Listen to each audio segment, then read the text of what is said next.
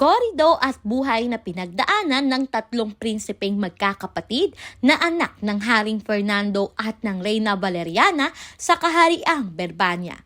Aralin 35, ang pagdating ni Doña Maria.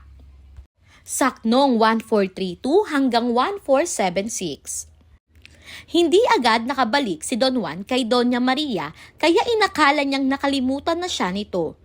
Sa Berbania naman, abala ang palasyo sa nalalapit na kasal ni na Don Juan at Doña Leonora. Masigla ang paghahanda at puno ang kaharian ng tuwa. Samantala, naghanda rin si Doña Maria. Gumamit siya ng mahika upang magmukhang isang emperatris. Sakay siya ng isang magarang gintong karosa kasama ang mga utusan at kabayong kahanga-hanga ang ayos. Naglakbay siya agad patungong Berbania. Pagdating ni Doña Maria sa palasyo, sinalubong siya ng musiko at ng buong kaharian. Napahinto ang kasal dahil sa taas ng kanyang karangalan.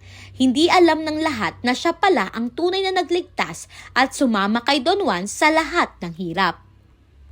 Sa gitna ng kasiyahan, nakita ni Doña Maria si Don Juan. Nakaupo, walang ngiti at tila hindi siya kilala.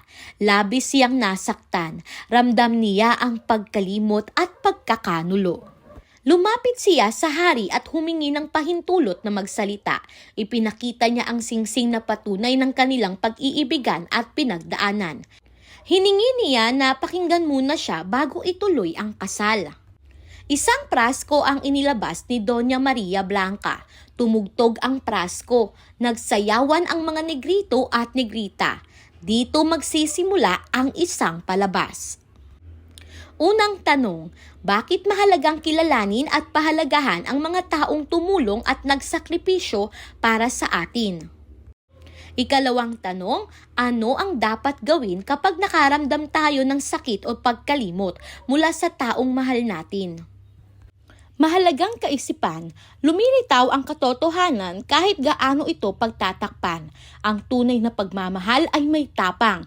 Tapang magsalita, ipaglaban ang sarili at ipaalala ang totoo.